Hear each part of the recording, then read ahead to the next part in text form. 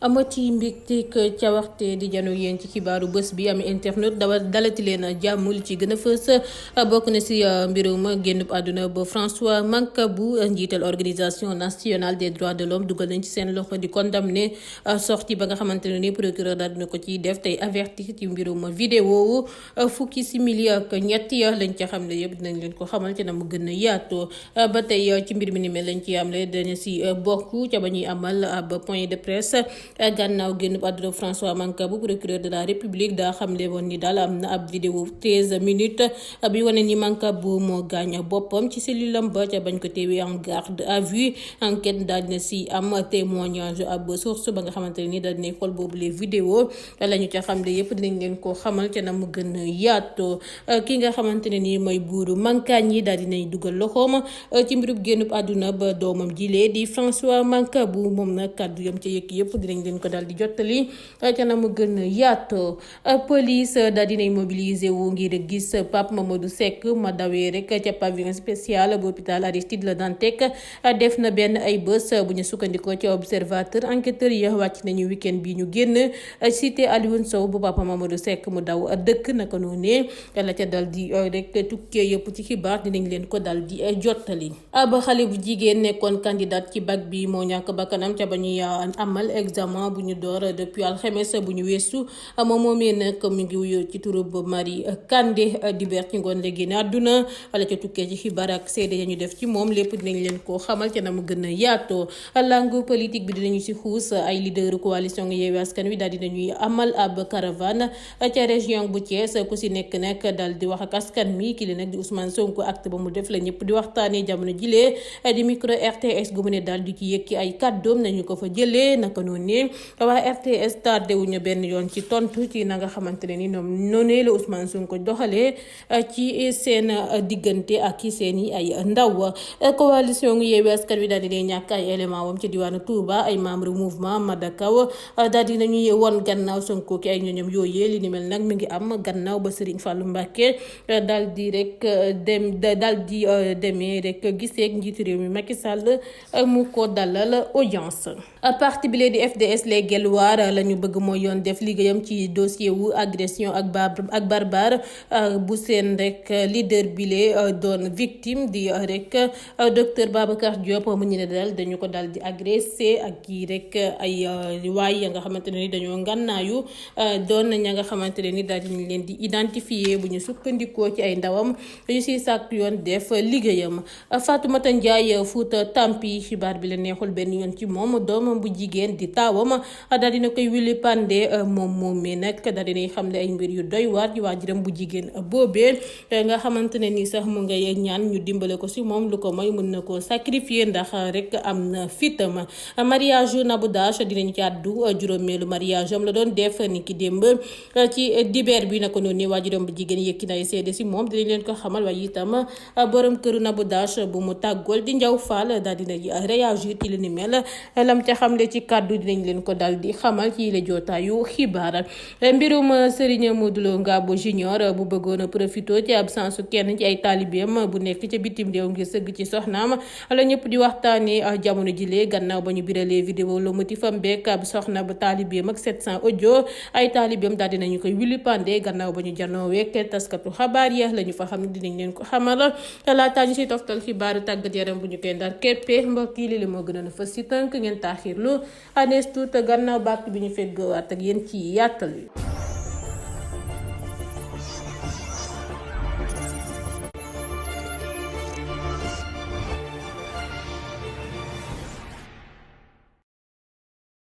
mu nga ko bàkk ba jib na nuyu nañ leen bu baax yéen ñu teewlu waxtu wi temb ci Seneweb TV ci ab communiqué parti bu Cheikh Tidiane Gadio dirigé daal dinañuy xamle ni tristesse bu rëy ak émotion la ñu yëgee génn àdduna ba François Mancabou naka noonu MPCL ak leaderam daal di koy jaal famille am doomam ak ay jegeñaaleem yëpp te leen di feddalil seen engagement ci seen wet ngir honorer mémoire Mancabou luy jot na daal dinañuy rendre hommage militant bu engagé engagé lool bu yoroon sécurité Cheikh Tidiane Gadio gannaaw ba ñu xamle ni depuis ba mu adhéré ci parti bi weeru septembre atum 2010 Mancabou léppam la joxe laata muy proposé dal di rejoindre équipe sécurité wu MPCL atum 2011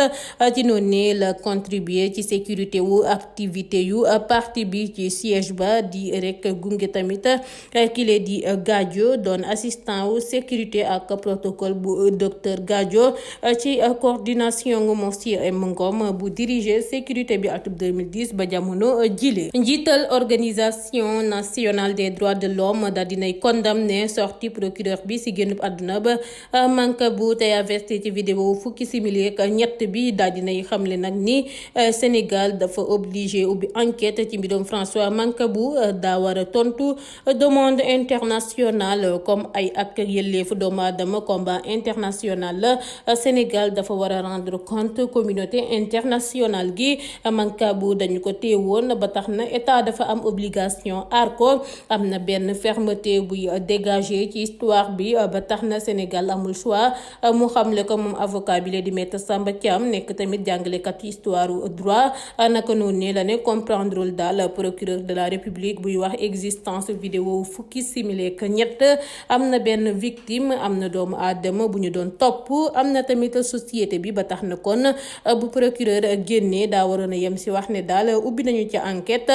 comprendrewul dem rek bay wax waxu ba vidéo te enregistrement ba jaaxal na ko gannaaw loolee la ne lu ñu bëgg mooy daal leeral bile mbir état dasee war a amal enquête bu sérieuse ndaxte dafa graaw lool procureur tamit di avocat wu société bi wax na veiller ci ñu respecter droit yëpp mu avertir ko moom professeur Thiam.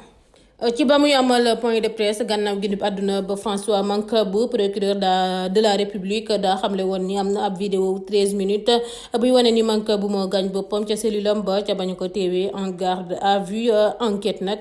daal dinay am témoignage ab source bu xool boobule vidéo fu procureur di waxee ni daal François Mancabou daa koñe ñaari yoon rek buntu violon ba source journal boobee di enquête daal dinay défendre ne Mancabou benn yoon la mbëkk violon ba laata muy xëm mbir yi samedi ñaar fukki fan ak juróom ci weeru juin la am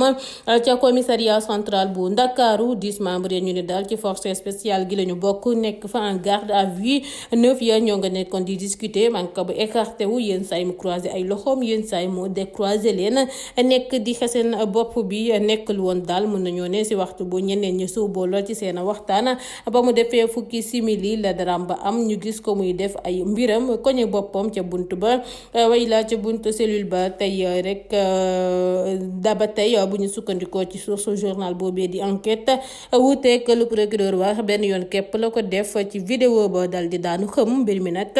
dafa gaaw lool bett ñu bëri police jëbbal na vidéo boobee yenn organisation yuy défendre ak yelleefu doomu aadama ki ay membre observatoire national des lieux de privation de liberté di décision bu ay avocat yu famille yu François Mancabou critiqué gannaaw ba ñu xam ne ni Mancabou daal dañu ko torturé ba ñu ko teewee en garde à vue. Division des investigations criminelles moo yor enquête bi ci génnub àdduna ba François Mancabou moom moomee ñu ne nag membre la ci force spéciale gi moo ngi rek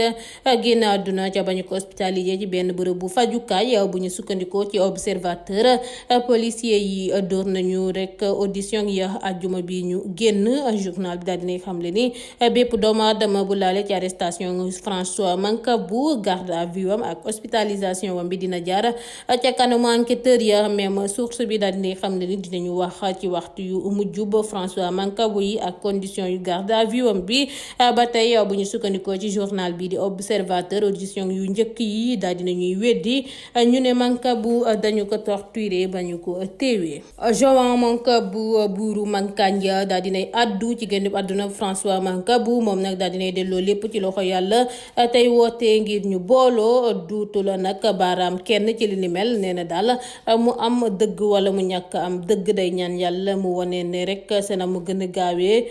na mbir ma demee ca kanam àdduna bi bu ñu ko waree denc ñu def ko si nu mu gën a gaawee moom mi daal dinay ñaan xol yëpp daal ñu dal di rek boole leen xol yëpp daal di ànd ak dal ñu bañ a def politique ci mbir mi buur la te laalewul lenn si wàll wàllum politique nee na mu amul it ethnie tolloorewul ñu koy exposé ci presse bi ay waajuram la fi nekkal sa nag sàmmkat la buy conduire nit yu ko yàlla dénk lu rek jàmm daal lu lal communauté bi laal ko wa illaa lu laal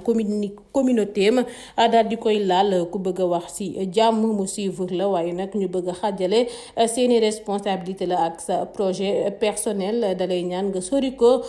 contrôle kenn yàlla la àndal bu dee doomam moo deful dëgg bàyyee na lépp yàlla mu wone ko te dina xam ne moom la bu dee innocent la yar na ko yàlla leeral ba ñëpp teg ci seeni gët naka noonu la ne moo ngi sàkku nag ci mankaan yépp ñu déglu bu baax message am boobee partage ko ñëpp ndaxte amul kàddu ci lu dul boole famille am.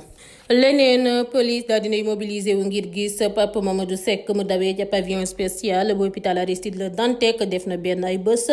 bu ñu sukkandikoo ci observateur enquêteurs yi wàcc nañu week-end bi la ñu génne cité Aline Sow bu Pape Mamadou Seck mu dawee rek dal di dëkk bu ñu sukkandikoo ba tey ci journal bi dañu fa demoon ngir auditionné ña dëkk ca boobule immeuble bu famille wu Pape Mamadou Seck dëkk bu policier ya nag toppande boobule piste day wane ni ancien député bi la di Cheikh Oumar Sy am na la mu leen ca misaal moom moomee dëkk depuis fukki at ca benn immeuble boobee Papa Mamadou Seck dëkk ca plateau jàkkaarloo buy am ca TFM àjjuma si guddi la xam leen ni kenn ci ay dëkkandoowam nee na ko gis na fa Papa Mamadou Seck ci veillu tabaski bi observateur woo ko ci dibeer bi ancien député ba xamal na leen ni daal ci ndorteel li gëmul woon xibaar bi waaye ci ëllëg sa la xam ne dëgg la ba mu yëgee ni membre Pastef boobee dafa dawee ca pavillon spécial ba journal bi nag daal dinay signalé ni Cheikh Oumar Sy police convoqué gu ko ci li nga xamante ne ni moom la xamle.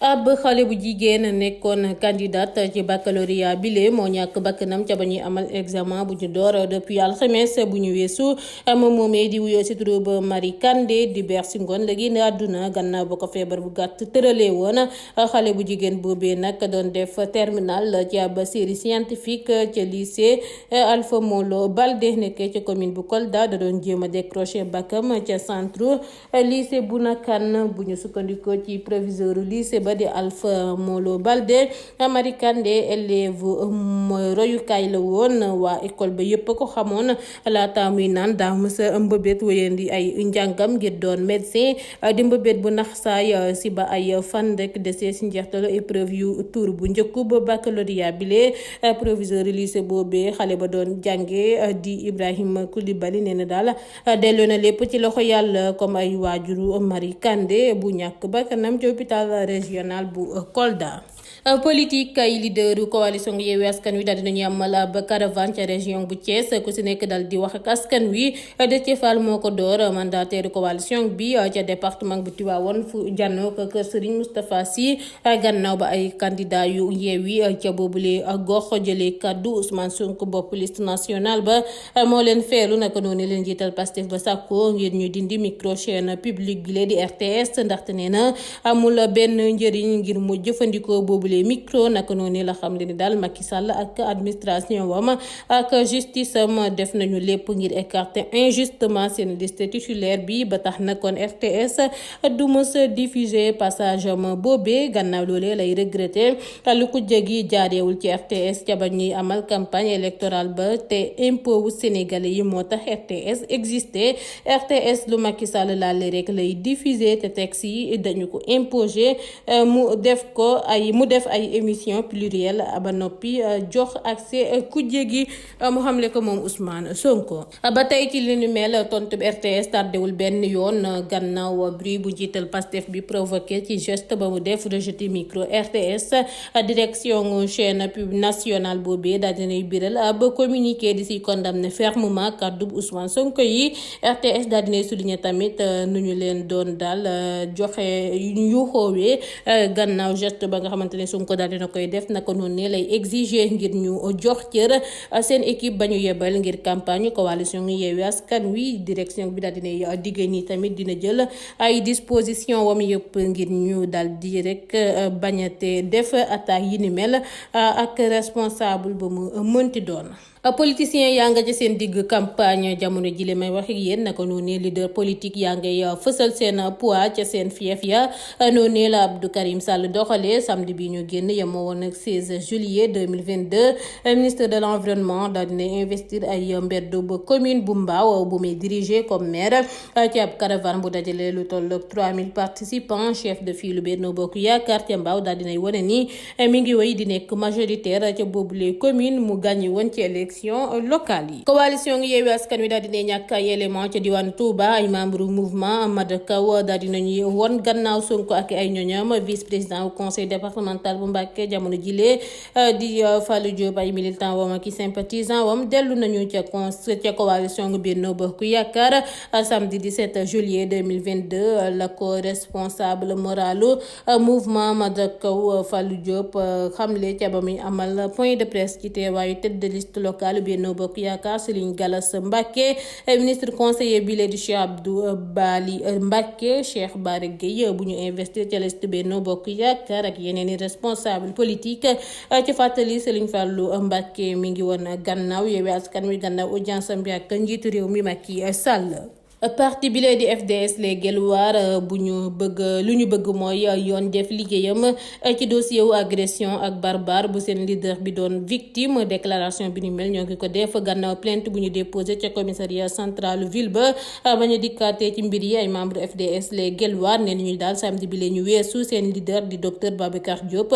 mu doon dalal ab délégation ay leader Yewwi Askan Wi yu nekkoon di amal caravane ca ville bu Thiès ay samba boy ñu identifié yu ngannaa yu ba fees dellu ñoo ko dal di agressé vandalisé otom gazé ko ba mi ngi hôpital di def sax ay analyse ay militant yu parti wam tamit am nañu ñu ca gaañ ñu daal di koy xamle tax daal ñuy sàkku yoon def liggéeyam ci ni mel. Xibaar bu nakari daal dinay tàbbi ci maître Abdoulaye Wade docteur Hamid Fall daal dinay génn àdduna samedi inspecteur des impôts et domaines moom moomee moo nekkoon premier conseiller fiscal Abdoulaye Wade enquête bu biral xibaar bu nakari bi xam ne ni Hamid Fall denc nañu ko démb ci dibeer bi ca Saint-Louis ba mu sokkee ko journal bi nag daal dinañuy décrire rek Hamid Fall moomee comme rek nit ku bëggoon ay discussion technique ci domaine am di wàllum fiscalité ne woon tamit passionné wu savoir ak culture. Fatoumata Ndiaye Fouta Tampi doomam daal dina koy wili pande xale bu jigéen bi nag ne fukki at ak juróom-ñeent la am nee na daal ba mu amee ñaari weer la ko yaayam boomee dal di abandonné ba mu amee 19 ans ñu ëmbal ko ndaxte amul woon fa mu nekk ba mu amee doom nee na papam ne da koy wutal néeg ba mu nekk ak doomam joojee ndax moom it amul woon fa mu ko def mu ne si la Fatoumata Ndiaye ne déedéet sama kër laa koy yóbbu mu dal di dem këram bés ba ñu ko waree ngénte daal nee na la yaayam joojee xëy tëj lépp sandil ko mat la ca saal ba mu fay fanaan yooyu ak yëpp di ko matt du xaalis du lenn la nga xamante ne daal dina koy bàyyil ndax ba tax bu xëyoon daal nee na dafay génn ci mbedd mi di ñaanaatu ay 100 francs yéen saa ñu may ko 100 francs yéen saa ñu may ko téeméer ngir lum jëndee couche ak la mu lekk laata muy ñëwaat daal di koy génnee su ko woowee ne ko yaay 500 laa bëgg wala 1000 francs mu ne ko amuma coupé ko tey battre Wally Seck ki ñaaxariñ loo ay xaalis yu bëri loola mu dem bay tux yàmba di naan sàngara ndax jëmu joojee moom mi nag di cabal ne mooy taawu Fatoumata Ndiaye Fouta Tampi nee na jamono jile nag daa day rek dénkaane doomam ji Yoff nekk Mbuur ba tax na daal daa bëgg ñu jàppale ko lu ko mooy yaayam joojee di Fatoumata Ndiaye Fouta Tampi dina ko sacrifier ndax am na fit boobee ndax temps yee passé ba mu defee woon vidéo ba mu ca jotee daf ko woo di koy menacer naan ko da koy rey mu xamle ko ci ab rek audio bu mu def biral ko ci réseaux sociaux yi. People Nabou Dash démb ci dibeer bi lañu ko doon takk di juróomeelu mariage am naka noonu la waajur bi jigéen Nabou Dash yëkkee ay kàddu daal di xam ne ni Nabou Dash jigéen bu mën góor la ku bëgg yaayam la ak ay mbokkam ba tax na da koy ñaanal yàlla sàmm ko ndax nag sëykat la sant na ko gërëm na ko ci anytime ba sax la Nabou Dash tàmbalee wone boppam ne mi ngi doog a am jëkkër bongo manje di koy wéyal naan ko monsieur Mbacke ko mu fat doo fanaan biti muy fecc moom it ak wax li ni mel borom kër Nabou Dash bu woon nag ila ba mu tàggool di Njaw Fall alias Koko daal dinay réagir gulleet bu ñu sukkandikoo ci moom tourné na page Nabou Dash bu muy souhaité heureux ménage naka noonu la ne nag ci xalaatam dañu ko war a bàyyi mu dundam ak borom këram bu bees bile. mbirum Serigne Modou Lo Ngabou Junior bu bëggoon profito ci absence su kenn ci ay taalibeem bu nekk bitim réew ngir sëgg ci soxnaam la ñëpp di waxtaanee jamono jilee gannaaw ba ñu biralee vidéo la motifam bekk soxnaam ba taalibeem bi ak 700 audio ay taalibeem daldi nañu koy rek wili pande gannaaw ba ñu xam leen ni vidéo yi am na audio yi am na teg nañ ci seen gët vidéo wu saay-saay la def ak lu mot 700 audio yaramu neen mu xamle ko moom kenn ci ay taalibeem moom moomee nee na ba mu déggee xibaar bi ci rajo la dem ci sëriñ ba laaj ko mu waatal ko ci kaamil alxuraan ne loolee amul ay noon yu ko bëgg a yàkkal la naka noonu nee na nag mbay kase mu ko yóbbu woon ci moom moo ko woowaat ne ko sëriñ bi daal wa ilaa ne ko sëriñ Moustapha sëriñ bi waxul lu am vidéo yi am na audio yi am na si la rek jokkook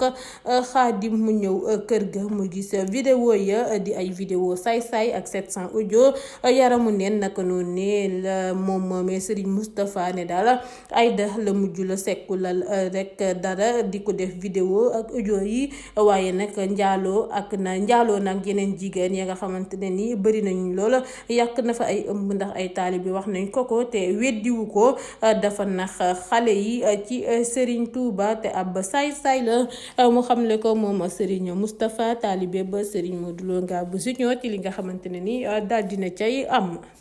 noonu la yo xuusee ci xibaaru tàggat yaram bu ma koy ndar képpee ak mondial 2022 bi finance football biral na payoor yu sélectionneur yu 32 équipes yu qualifié ci mondial 2022 bi classement bi wane na ay disparité selon que nga officier Afrique wala feneen nga nekk technicien africain wala expatrié si lu nag amul benn mbettaange gis nañu ci fond wu classement bi 3 techniciens yu bàyyeeko ci continent bi war a teew ca Qatar. Rigobert bu Cameroun moo nekk 30e place bi ak 340 000 euros at bu yàlla sàkk. Aliou Cissé bu Sénégal topp na ci ak daanaka 202 millions francs CFA at bu yàlla sàkk ak Jalel Kadri bu Tunisie 130 000 at bu yàlla sàkk. Bu ñu sukkandikoo ci xibaar yi ñu ci jot mu ngoog fii dañuy yem ak yéen tey jaajëfal leen ba baax a baax di leen ñaanal kenn lu ba jàmm ak salaam.